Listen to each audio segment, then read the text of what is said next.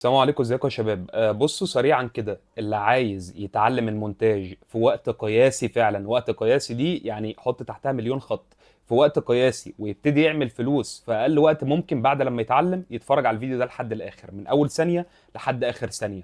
طيب انا في الفيديو ده هقول لك ايه؟ انا هقول لك انا اتعلمت مونتاج ازاي بالظبط، وبعدها في فترة قريبة قوي جبت كلاينتس كتير جدا بفضل الله. وهقول لك ايه الخطة اللي انت تقدر تمشي عليها عشان تتعلم المونتاج في اسرع وقت ممكن. فخلينا نتوكل على الله. بس اول حاجة طالبها منك ان انت تتفرج على الفيديو لحد الاخر. تاني حاجة اللي انت تعمل، او اول حاجة بقى اللي انت تعمل كوباية قهوة محترمة كده، عشان الفيديو ده ان شاء الله هيبقى سلطنة. هنبتدي من اول حاجة خالص. طبعا قبل ما اقول كل القصة اللي انا هحكيها دي، ربنا شاهد على ان كل الكلام اللي هقوله ده كله صدق. وفي كمان حاجات انا مش هقولها عشان احاول اختصر عليكم شويه. لما جيت اتعلم مونتاج مبدئيا، انا من تقريبا من تانية اعدادي وانا شغال في شغلانات صعبه قوي. يعني نزلت اشتغل في مصانع، اشتغلت في شركات، اشتغلت في معرض عربيات، كنت الشخص اللي بمسح العربيات. اشتغلت في شركه نظافه. اشتغلت في الملابس، تمام. يعني اشتغلت في الملابس، كعملت لوكال براند كده مع نفسي كده، حاجه عبيطه قوي. واشتغلت برضو في الريتيل، اللي هو كنت شغال في محل لبس في مول العرب. واشتغلت في محلات لبس تانية بره المولات. يعني بص، بفضل الله اتبهدلت كتير قوي ودوست في كل حاجة. بس بجانب الكلام ده كنت بشتغل شغل مونتاج، حاجات على قد كده، اقطع فيديو، مش عارف اعمل ايه، عارف انت الحاجات اللي هي اللوكال دي، او الحاجات اللي هي التجارية. دي الحاجات اللي انا كنت بعملها. في ايفنت مثلا لمدرسة، هم صوروا شوية حاجات فاقطعها لهم وارتبها لهم بشكل صح. واحد صاحبي عايز فيديو اعمله له. انا مثلا كنت بتمرن زمان فامنتج كده الفيديوهات اللي انا فيها في الجيم. يعني فهمتوا الفكرة كانت في شغل المونتاج بالنسبة لي كانت عاملة ازاي بالظبط. فقعدت تقريبا حوالي 3 سنين او حاجه زي كده. المونتاج ده عندي مش شغل او مصدر دخل. لا، المونتاج ده كان عباره عن هوايه. تمام. لحد اليوم مروان بابلو نزل فيه كليب اسمه فري. الكليب ده هو اللي خلاني فعلا ادوس في المونتاج، والله العظيم الكلام ده حصل فعلا. اليوم اللي انا اتفرجت فيه يا جماعه على الكليب ده، مش بقول لك كده عشان تروح تتفرج عليه. لو رحت تتفرج عليه انت اللي هتاخد الذنب، ماليش دعوه. تمام، انا بقول بس الحاجه اللي حصلت بالظبط. لما نزل الكليب ده كان عاجبني جدا جدا جدا جدا جدا للصبح. وشاوت اوت للاديتور اللي عامل الشغل فيه.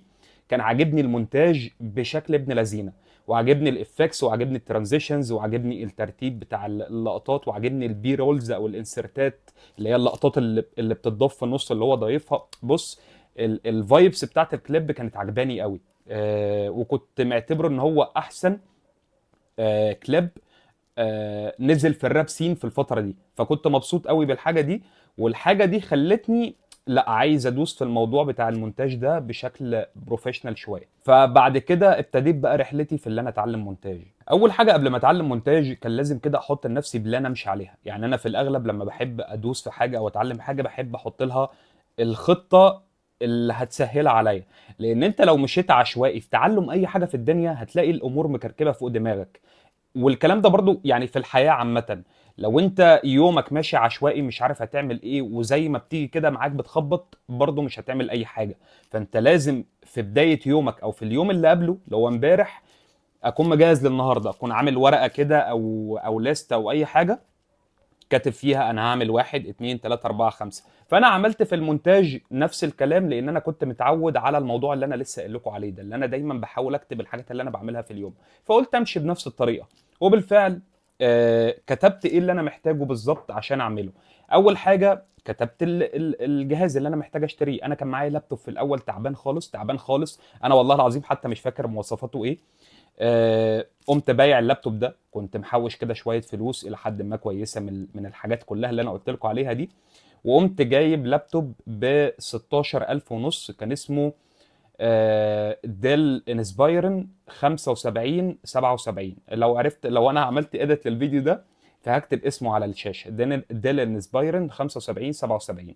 كان كويس معايا واستحملني كتير واستحملني فتره كويسه. وبعد كده خلاص بقى اللاب ابتدى يخرف، لان انت عارف ان اللابتوب في الشغل هو محكوم بشكل كبير قوي، مفيش فيه تهويه، فالموضوع بيبقى صعب، مبقاش زي البي سي. المهم، اول حاجه فكرت فيها كانت اللابتوب، فقعدت اعمل اختيارات كتيره جدا، وشفت الامكانيات اللي برنامج البريمير عايزها. البريمير قال لك انا عايز واحد اتنين تلاته اربعه خمسه، فانا بقى ما دخلتش لحد وقلت له رشح لي اللابتوب وكل الكلام ده. انا بصيت على الامكانيات اللي البريمير محتاجها، وقلت ايه الامكانيات، اعلى امكانيات هو محتاجها او الامكانيات الكويسه، والمينيمم ريكوايرمنتس اللي هو بيطلبها منك. فشفت اقل الامكانيات وحاولت اجيب حاجه في الوسط او اعلى شويه من اللي هي الايه القليله. تمام. وبالفعل جبت اللابتوب ده ب 16000 ونص. بعد لما جبت اللابتوب ده تمام حلو جدا، ندوس بقى على برنامج البريمير، اتعلم منين اعمل ايه. انا كنت ماشي حالي شويه عليه، بس مش جامد، اللي هو العادي، اللي هو شخص بيدخل يقطع حاجة وخلاص، مفيش أي شغل تاني بيتعمل على الفيديو غير كده. فابتديت إن أنا أحاول أسيرش شوية على الموضوع، ودخلت على اليوتيوب دورت على شوية حاجات، عرفت من ناس شوية حاجات على اليوتيوب ربنا يبارك لهم. بس عشان أكون صريح، أنا عارف إن أنا عندي كورس مونتاج، وهعمل ان شاء الله كورس مونتاج كمان قريب، وهعمل كورسات تانية. فانا والله بتكلم في الموضوع ده بصراحة تامة.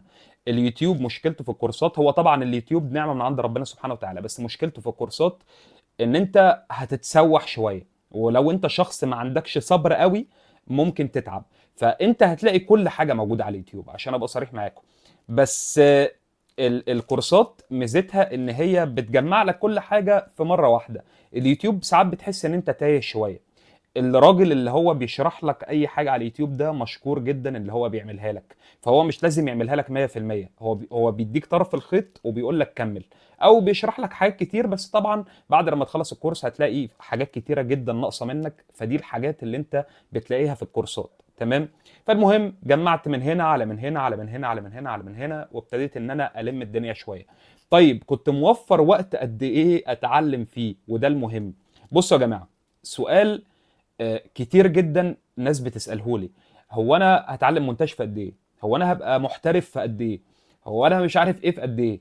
اول حاجه مفيش حاجه اسمها في قد ايه. انا كاحمد انا كنت موفر تقريبا 12 ل 16 ساعه في اليوم، والله العظيم حوالي 16 ساعه في اليوم، طبعا مش يوميا، بس كنت بوصل ل 16 ساعه بتعلم فيهم. غيري هيقعد مثلا 3 4 ساعات، غيري هيقعد ساعتين. انا في الفتره دي كنت ماشي بمبدأ اللي هو عشان ابتدي اتعلم حاجه واتقنها كويس قوي واتعلمها صح. طبعا مش 100%، مفيش حد بيبقى 100%، بس عشان اتعلمها بالشكل الكافي لازم استغنى عن حاجه تانية. فكان اللي قدامي في الوقت ده اللي انا استغنى عنه كان شغلي. قلت خلاص انا محوش في شويه فلوس الى حد ما كويسه، فدي هتكفيني مثلا شهر على ما اتعلم الايه، على ما اتعلم البريمير بنسبه كويسه. تمام. فهو المبدأ هيترسخ في الجمله دي، ان انت دايما عشان تبقى جامد في حاجه لازم للاسف هتضحي بحاجات تانية او تستغنى عنها فتره مؤقته على ما تخلص. يعني مثلا انا دلوقتي لو شخص جامد في البريمير بس عايز اتعلم الافتر افكتس، بس انا كاحمد بيجي لي كلاينتس لازم اتعامل معاهم، عملاء لازم اتعامل معاهم واخلص لهم الشغل بتاعهم وكده. وانا كاحمد انا للاسف انا صبري قليل في الاساس، انا صبري قليل يعني يعني مش صبري قليل في الشغل او في اللي انا اعلم حد، لا في الحاجات دي انا عادي، بس بحب اشوف نتائج سريعه. يعني انا مثلا لو ابتديت اتعلم البريمير من الصفر، هكون عايز ان انا اخلص الحوار كله في يومين ثلاثه اربعه اسبوع بالكتير قوي. ما عنديش وقت اللي انا اقعد 6 و7 شهور ان انا اتعلم. تمام. والكلام ده عملته في حاجات كتير قوي، يعني انا كنت اتخن من كده بكتير قوي يا جماعه. فانا ما عنديش وقت اللي انا اخس على مدار 6 7 8 شهور. فكنت بعمل دايت اسمه الBSMF. الBSMF ده بيتلخص في ان انا باكل بروتين بس، وممكن كربوهيدرات قليله جدا او ممكن زيرو كربوهيدرات عشان اخس في اسرع وقت. طبعا دي حاجه غلط ما تعملهاش. وبرده في موضوع التعلم، انت مش مجبر ان انت توفر 16 ساعه في اليوم.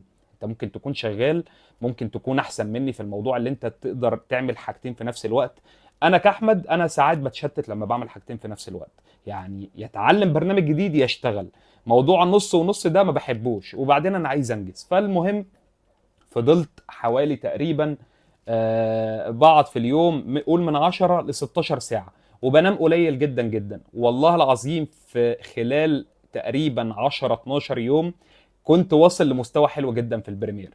طيب انا كنت بعمل ازاي؟ يعني ايه بالظبط؟ انا يا جماعة الطريقة دي قلتها قبل كده: شوف الحاجة وطبق عليها مرة، وانت بترجع للحاجه دي. يعني انا مثلا دلوقتي لو انت شفت الكورس بتاعي، هتلاقي محاضره واحد، محاضره اتنين، محاضره تلاته. محاضره واحد بنشرح فيها التكست، الكتابه على الفيديو. فخلص المحاضره دي وبعد كده طبق عليها، بس طبق عليها وانت بترجع لها، عشان انت وارد جدا ان انت تنسى حاجه. عارف الموضوع عامل زي ايه؟ الموضوع عامل زي المذاكره. لما انت كنا بنيجي نذاكر في ثالثه ثانوي وكده، كنا دايما، او في اي سنه يعني، بنيجي اول بقى خلاص لما نخلص الدرس ونبتدي نطبق عليه بالسؤال وبالجواب. فلما بتيجي اول سؤال قدامك تلاقي نفسك نسيت. فكان بيبقى كده معانا اللي هي الكراسه بتاعت الاجابات، مش عارف كانت في كتاب اسمه الاضواء تقريبا، ونقعد نرجع لها، وساعات كنا بنغش منها، مش مشكله. بس هي نفس الفكره بالظبط.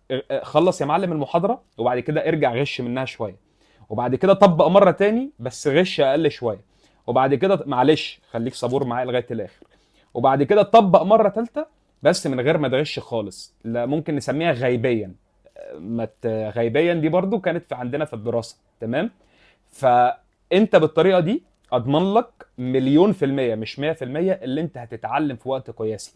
طيب يا عم هقول لك مش وقت قياسي، بس هضمن لك اللي انت بعد لما هتخلص مذاكرة الحاجة دي، احنا دلوقتي بنتكلم على المونتاج، بعد لما تخلص الكورس انت مستحيل ترجع لأي حاجة تاني.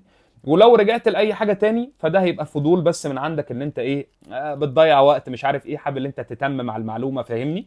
بس بنسبة كبيرة قوي انا لما كنت يا جماعة بخلص بند في المونتاج ما كنتش برجع له تاني خالص، لان انا بقوم ايه مخلصه وتك مديله على طول تطبيقات تطبيقات تطبيقات تطبيقات، تمام.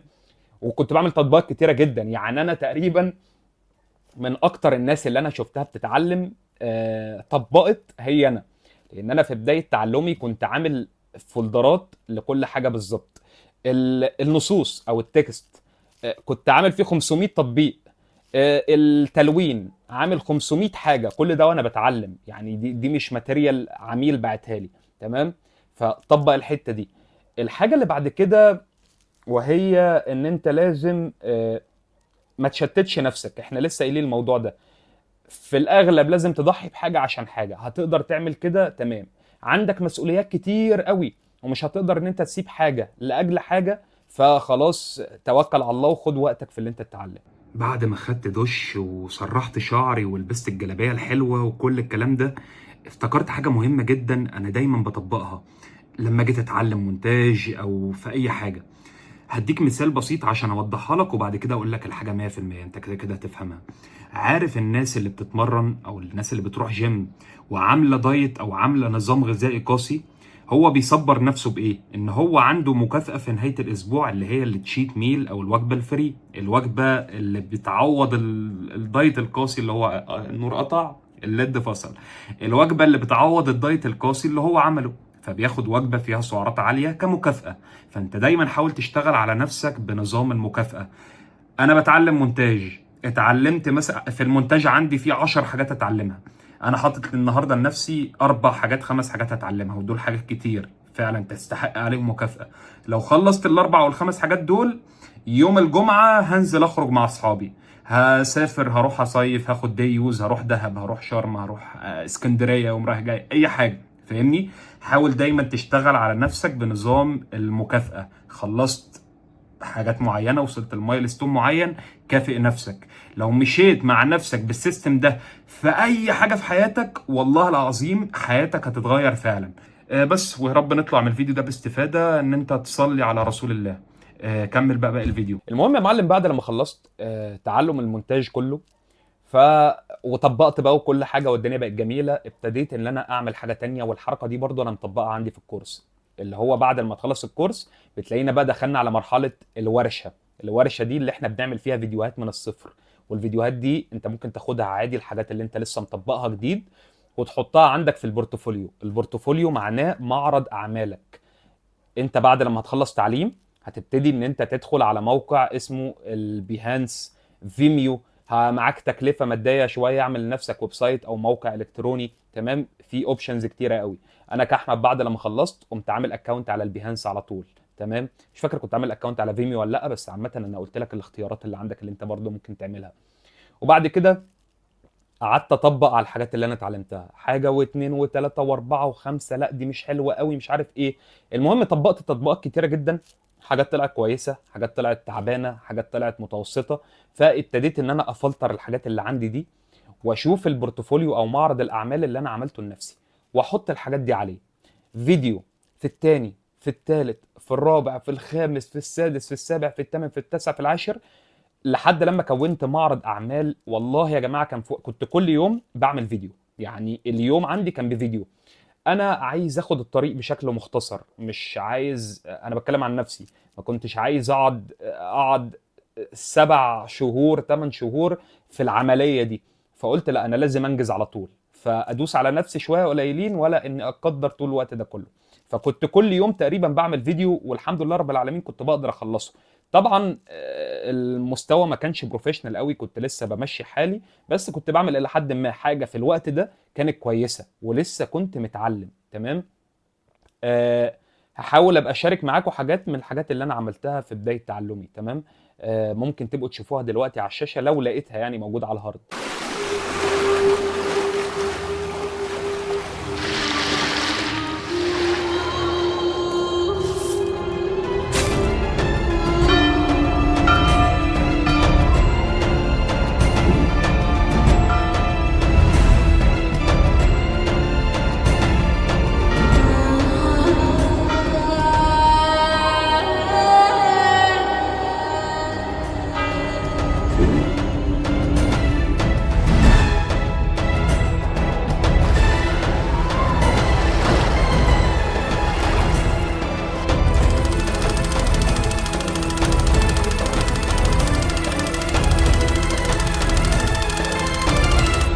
قصدت باب الرجاء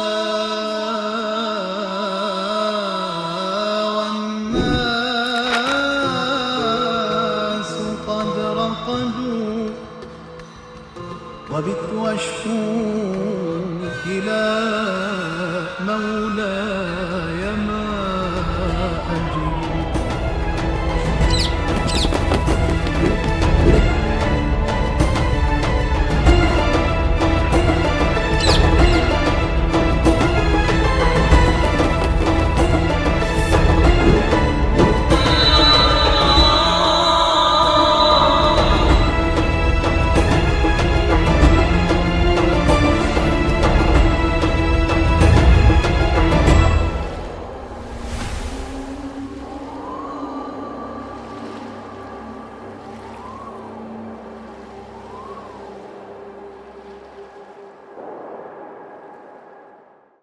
المهم، بعد لما مليت معرض اعمالي في شغل، ابتديت بقى ان انا ادخل على الجروبس بتاعه الفيسبوك. انا بقول لك الطريقه اللي انا عملتها. دخلت يا معلم على الجروبس بتاعه الفيسبوك، وابتديت اكتب ايه. اخر حاجه عملتها تقييم، إيه رايكم؟ انا هقول لك انا ابتديت ازاي لحد انتهيت ازاي. اخر حاجه عملتها يا شباب، ايه رايكم؟ الناس كانت تعمل كومنتات، في ناس ما تعملش كومنتات، في ناس تدخل تقول حاجات سلبيه، في ناس تدخل تقول حاجات ايجابيه. بس بفضل الله التعليقات تقريبا 99% من اللي كانت بتجيلي كانت حاجات بناءه. فكنت باخد يا جماعه الحاجات دي منهم على طول، واقوم عامل ابجريد، اقوم مطور نفسي، واعمل حاجه تانية تاني يوم وانزلها. لدرجه ان انا في مره واحد كتب لي كومنت قال لي: يا صاحبي، هو انت كل يوم بتنزل فيديو؟ انت بتجيب وقت تعمل الكلام ده كله منين؟ وباين ان ده مش شغل عميل، يعني دي عباره عن فيديوهات انا مجمعها. شوف، الوقت بياخدنا، او الكلام عشان مش سكريبتد او مش مكتوب. فنسيت اقول لك على القصه دي. كنت بجيب ماتيريال منين اشتغل عليها؟ الموضوع بسيط، كان موجود موقع بيكسلز، كان موجود اليوتيوب. كنت بقدر اجيب منه عادي ماتيريال، عشان الناس دايما بتسال في السؤال ده. يا عمي، ادخل على شات جي بي تي، اكتب له: انا عايز، انا مونتير وعايز اجيب ستوك فوتج مجانيه، ستوك فوتج مجانيه. تمام. للمبتدئين. اجيب الحاجات دي ازاي؟ ايه المواقع المجانيه اللي توفر لي الفيديوهات دي بشكل مجاني، مش لازم ادفع فلوس؟ هيقول لك عندك بيكسلز وبيكساباي ومش عارف ايه، هيقول لك حاجات كتيره جدا، وعندك كمان اليوتيوب. يعني في مصادر كتير. فالمهم، انا المصادر دي كانت الموضوع كان سهل بالنسبه لي. فكنت بجمع فيديوهات من كل حته، وابتدي اعمل بيها فكره. يعني مثلا كنت بحاول ان انا اخلي الشغل ما يبقاش عشوائي. كان المشكله في الوقت ده ان شغل الناس اللي حتى مستواها متوسط كان عشوائي قوي. لما بيجي يعمل فيديو، هو مثلا ما فيش عميل معاه وهو عايز يعمل فيديو ويبني لنفسه بورتفوليو، فكان بيجمع فيديوهات من كل حته. اهم حاجه لما تيجي تجمع فيديوهات من كل حته ان انت تعمل زي ما انا عملت. لما بتيجي تدخل على بيكسلز بتلاقي فيه حاجات كتيره جدا، تمام. لو انت عايز تعمل فيديو لعربيات، فبتلاقي اول لما تفتح الموقع بتلاقي مثلا في عربيه، دوس على الفيديو ده. في الاغلب او ممكن بنسبه 80% يطلع لك كده، قلب كده تحتها شويه، سكرول كده بالماوس، هتلاقي في فيديوهات كتيره جدا لنفس الشوت او نفس التصوير اللي حصل في نفس اليوم لنفس العربيه. نزل كل الحاجات دي باختصار، تمام. عشان شكل الفيديو بتاعك لو انت لسه بتبتدي ما يبانش اللي انت مجمع فيديو من هنا على فيديو من هنا على فيديو من هنا. قلت لك خلاصه الموضوع. فانا ابتديت اعمل الموضوع ده بحيث ان الاعلان كله او الفيديو كله اللي انا هعمله يطلع بنفس اللون او بنفس الفايبس، تمام. بس وانزل على الجروبس، انزل على الجروبس بتاعت الفيسبوك، على الفيسبوك ده. والله العظيم يا جماعه كنت بنزل في كل مكان، في جروبات الجرافيك ديزاين، في جروبات الموشن جرافيكس، في جروبات المونتاج، في جروبات العقارات، في جروبات بيع السماعات. يا جماعه كل حاجه بنزل فيها والله العظيم. خنقت الناس. بس حاول ان انت برضو ما تبقاش اوفر، ما تقعدش تعمل زي ما انا عملت في البدايه. بس هو لما وقتها ما كانش فيه منافسه زي دلوقتي، ما كانش فيه بشر كتير جدا شغالين في المونتاج زي دلوقتي. فكان عادي، كانت الناس متقبله لان هي عايزه تشوف ناس كتير بتعمل شغل فيديو اديتنج او مونتاج. بس اول عميل تواصل معايا كان بعد لما انا يعني انا قلت لكم الموضوع كان مش فاكر كان خلص في خلال قد ايه. المهم في وقت قياسي والله العظيم يا جماعه. يعني انا حطيت 10 فيديوهات في البورتفوليو بتاعي، وبعد كده خدت ال 10 فيديوهات دي وابتديت تك تك تك تك انزلها. واثناء ما انا بنزلها كنت بعمل فيديوهات جديده. فبعد خلاص ما ابتديت اللي انا انشر على الفيسبوك بيومين 3 4 5 والله العظيم بالظبط، لقيت اول كلاينت تواصل معايا. كان عميل اردني عنده قناه على اليوتيوب، قناه زي اللي هي، هو عميل اردني عايش في السعوديه، عنده قناه على اليوتيوب زي الحاجات اللي هي افضل 10 سيارات في العالم، افضل 10 ساعات في العالم، تمام. وعايز نعمل له فيديوهات. فطبعا الامور بالنسبه لي كانت ميته خالص. اول فيديو عملته خدت فيه 200 جنيه منه، والله العظيم مش ناسي اليوم ده. لو كان الشات موجود، بس طبعا الشات اتمسح كنت وريته لكم. بس والفيديو عجبه جدا جدا جدا. وابتديت يا جماعه اللي انا ايه، عايز اطور من نفسي اكتر. فابتديت اللي انا اعمل ايه، او انا بالفعل كنت بعمل ايه وابتديت ازيد منه. كنت بعمل تغذيه بصريه، ادخل على الجروبس اللي انا قلت لكم عليها دي واقعد اتفرج اتفرج اتفرج اتفرج. طيب جالي عميل اللي هو اول عميل ده اللي هو المهندس الاردني ده، عايز يعمل فيديو زي كده. طبعا انا ما عملتش حاجه زي كده ولا عمري اشتغلت اصلا، انت اول عميل اشتغل معايا. بس طبعا باين له من البورتفوليو ان الشغل كويس، فمش هروح اقول له انت اول عميل اشتغل معاه. فابتديت ان انا ادخل على اليوتيوب واشوف القنوات اللي هي بتاعت افضل 10 اي حاجه بقى في الدنيا، تمام. واشوف بيعملوها ازاي، لما اشوف بيكتبوا رقم واحد دي ازاي. بعد كده بشويه اكتشفت ان رقم واحد اللي بيكتبوها دي تمبلت جاهز او قالب جاهز بدخل انزله من اي مكان، فاهمني، وحاجات زي كده. معلش يا جماعه حابب اقول حاجه عشان انا نسيت اقولها في الفيديو ده. لو انت شفت شغل، انت بتعمل تغذيه بصريه وشفت شغل مش عارف تعمله ازاي او مش عارف ده اسمه ايه، بكل اختصار وبكل بساطه ادخل اسال. ادخل لو سمحت يا جماعه الافكت ده اسمه ايه، الانتقاله دي اسمها ايه، الترانزيشن ده اسمه ايه، الفونت ده اسمه ايه. ادخل يا معلم اسال على الفيسبوك او في اي مكان. فاللي خلاني اطور من نفسي اكتر ان انا كنت بسيرش دايما كنت بدور. العملاء اللي انا اتعاملت معاهم في بداياتي كان هو البني ادم كده، تعمل له شغل حلو، فكل لما بيتفرج في حته او بيقلب في حته بيلاقي حاجه احسن، فيقوم باعت لك الاحسن، يقول لك انا عايز اعمل الاحسن ده. هو عينه بتلمع بعد كده على شغل احسن. فهو كل ما بيبعت لك حاجه فانت بيبقى عندك تحدي جديد ان انت تدور عليها وتشوف الكلام ده بيتعمل ازاي. فبكل اختصار العملاء اللي كانوا معايا هم اللي خلوا مستواي يتطور، عشان كانوا بيبعتوا لي كل شويه حاجات بتعلي مستواي اكتر، لان هي بتخليني ادور اكتر واعرف الكلام ده اتعمل ازاي، واسال الناس اتعمل ازاي، فابتدي ادخل اتعلمه واحاول اعمل زيه واطبقه في فيديوهات الجديده. فانت مش عارف حاجه اسال عليها بس. لان الناس دايما بتقول طب انا لو مش عارف حرام عليك يعني. بص كل حاجه ليها حلها، بس انت ما تعقدش اي حاجه، الدنيا كلها بسيطه والدنيا كلها جميله وسهله. توكل على الله وهتلاقي الدنيا ايه سلسه والموضوع تافه اكتر مما تتخيل. العميل ده عملت له شويه شغل حلوين، جمعت بيهم شويه فلوس كويسه، لان انا عملت له شغل كتير قوي وهو كان راجل كويس والموضوع بيمشي على طول، يعني ما كانش بيخنقني في التعديلات وكل الكلام ده. ف يعني وصلت معاه لحاجه كويسه، هو رشح لي حد تاني، حد تاني رشح لي حد تاني. آه، كل لما بقى كنت بنزل شغل لحاجه معينه كان بيجي لي عميل في الاغلب عايز نفس الحاجه دي. يعني كنت باخد الفيديو بتاع اليوتيوب بتاعه ده انزله، يقوم جاي لي العملاء اللي عندهم قنوات على اليوتيوب وعايزين يعملوها. انزل فيديو العربيات الاقي معرض عربيات بيكلمني او حد معاه عربيه بيكلمني وعايز يعمل، مصور العربيه بتاعته وعايز يعمل لها مونتاج، حاجه جامده كده. بس ابتديت اكون شبكه علاقات. كنت في الاول الاسلوب اللي انا متبعه في التسعير، عشان انا عارف لو انت بتتفرج على الفيديو ده فانت اكيد مليون في المية عندك مشكلة في التسعير، وكنت قلت لكم الموضوع باختصار قبل كده. لو عايز تسعر حاجة، تمام، انت مونتير، انت جرافيك ديزاينر، اي حاجة عايز تسعرها، ادخل شوف الناس بتسعر بكام، ادخل مواقع العمل الحر شوف الناس بتسعر بكام. طبعا أنا لما ابتديت ما كنتش بادي على مواقع العمل الحر ولا اي حاجة خالص، كان لسه الموضوع مش منتشر زي دلوقتي. بس ادخل على مواقع العمل الحر شوف المتوسط كام يا عمي، اسأل شات جي بي تي، قول له المتوسطات في شغل المونتاج كام، اشرح له كده، قول له والله انا معايا واحد اتنين تلاته اربعه خمسه، اسعره بكام؟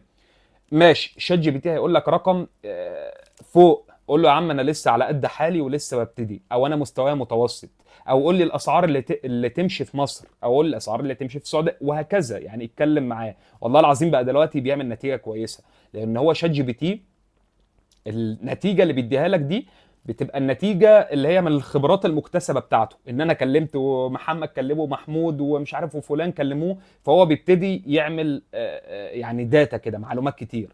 حاجة برضو تانية يا جماعة، كان حد بيسألني هو انت لما انت مونتير جامد فين بقى المونتاج بقى اللي على فيديوهاتك على اليوتيوب؟ يا عم انا ما بعملش مونتاج على فيديوهات اليوتيوب، انا بعتبر ان انا فاتح لايف معاكم وطالع افضفض معاكم.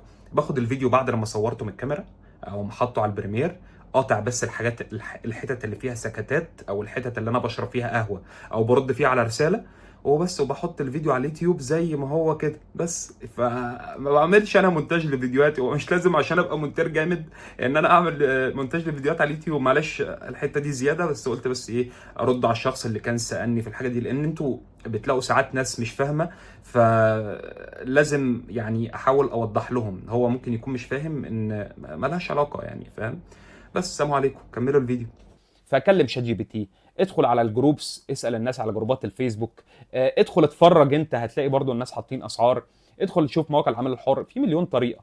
طيب لما كنت باخد الاسعار دي يعني انا في الاول سعرت ازاي؟ والله انا في الاول ما سعرتش ولا اي حاجه، اول عميل قال لي انا هدفع ال 200 جنيه على الفيديو، تاخدها ولا لا؟ قلت له يلا بينا. انت عارف ان هي البدايه يعني، مع ان والله العظيم انا شغلي بره كان بيكسبني اكتر من كده بكتير، بس انا كنت عارف ان لا، هي دي بس البدايه. وسبحان الله بعد كده هو رشح لي حد، وبعد كده كلمني ده وكلمني ده. ويا جماعه كنت ايه، كنت حريص جدا ان الشخص اللي انا اكلمه اخليه يجيب لي حد واثنين وثلاثه واربعه وخمسه، فاهمني؟ يعني كنت بعمل شبكه علاقات لغايه لما بفضل الله يعني الحالة هو يعني قعدنا سنين والحالة هو كما هو عليه، بس الحمد لله يعني اتطورنا شوية بفضل ربنا سبحانه وتعالى. دي كده قصتي في تعلم المونتاج. والله في الفترة دي يا جماعة في السنة دي تقريبا يعني اشتغلت مع عملاء كتير جدا جدا جدا جدا، وغيرت البي سي، جبت بي سي واتنين طبعا بعد أول سنة جبت بي سي، تمام. بس وكنت بشتغل بالجنيه المصري. اول عميل اقول له ان انا بشتغل بالدولار كان عميل لبناني، وس- وساعتها قال لي باللبناني كده باللهجه بتاعتهم، قال لي ليه بالدولار انتوا بتسعروا بالمصري؟ جاي تقول لي انا بالدولار؟ قلت له يا عم مش مشكله، عايز تدفع كام بالمصري؟ ومشيت الدنيا معايا، والله جاب لي اتنين تانيين زيه يعني. وبعد كده اشتغلت بالدولار مع عميله مصريه، اشتغلت مش بالدولار، اشتغلت يعني قلت لها الرقم اللي انا هاخده بالدولار لما بقى مستواي ابتدى يتطور قوي وابتديت اتودك او افهم الدنيا شويه. قلت لها الرقم اللي انا عايزه بالدولار، قالت لي ليه بالدولار احنا في مصر؟ قلت لها خلاص هعمل لك كونفرجن او هحول الرقم ده لجنيه. ودي كانت اول مره اشتغل باسعار عاليه، والايام تمشي وهي برضو والله ترشح لي حد، وبعد كده مش عارف واحد صاحبي يجيب لي ده في ده في ده في ده، فابتديت اللي انا ايه اعمل شبكه علاقات اكتر. فهو الموضوع كده، بعد كده ابتديت ادخل في حته السوشيال ميديا والناس تعرفني اكتر وهكذا. دي كده تقريبا كانت قصتي في ان انا اتعلم المونتاج مش باختصار قوي يعني عشان طولت عليكم، بس في الاطاله استفاده. آه، وازاي تتعلم في وقت مختصر؟ اعتقد اللي انا قلته في نفس الشرح اللي انا لسه قايله ده، ازاي تتعلم في وقت قياسي وبتبتدي تجيب شغل، هتعمل نفس الكلام اللي انا عملته.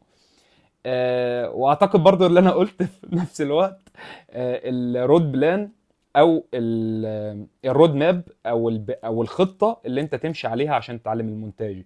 فان شاء الله يعني كده ايه تكونوا استفدتوا من الفيديو ده، ورب ما اكونش نسيت حاجه، لو نسيت حاجه هتلاقوني حطيتها بعد الجمله اللي انا بقولها دلوقتي. بس واشوفكم على خير ان شاء الله. ما تنسوش تعملوا اهم حاجه لايك وسبسكرايب، وتدعموا كده القناه شويه، تعملوا لي كومنتات يعني. يا جماعه ادوني كده حافز ان انا اعمل لكم فيديوهات اكتر، وان انا يعني ايه الدنيا تبقى احسن كده. وما تنسوش تشوفوا كورس المونتاج. الناس يا جماعه اللي ما تعرفش، انا عندي حاجه اسمها مكتبه المونتاج. المكتبه دي فيها كل الاسيتس او المرفقات اللي انت هتحتاجها، فيها ترانزيشنز، الافكتس. في يا جماعه حد كان بيقول لي انت بتتكلمش عربي ليه يا عم؟ هي الحاجات كده يعني، هو الكلام بتاع المونتاج كده يا عم، مش بتنك عليك والله. المهم المكتبه دي فيها ترانزيشنز، افكتس، فونتات، فيها كل حاجه انت هتحتاجها ان هي تبقى معاك كمكتبه لو انت مونتير. دي اللي انا مجمعها على مدار سنين، دي اسمها مكتبه المونتاج. وفي برضو واحده مخصصه للناس اللي شغالين ويدنج او شغالين افراح، تمام. بجانب الكورس ابقى شوف تفاصيل الكورس، واستنوا الكورس الجديد اللي جاي. الكورس الجديد اللي جاي ده هيبقى حوار والله العظيم، باذن الله باذن الله ما اتعملش في الوطن العربي قبل كده، ويعني اراهن على مليون جنيه اي حد، تمام. بس اعمل لايك وسبسكرايب، وما تنساش تدعمني الفيديو ده والحاجات الحلوه اللي بتتقال في اليوتيوب دي، والسلام عليكم.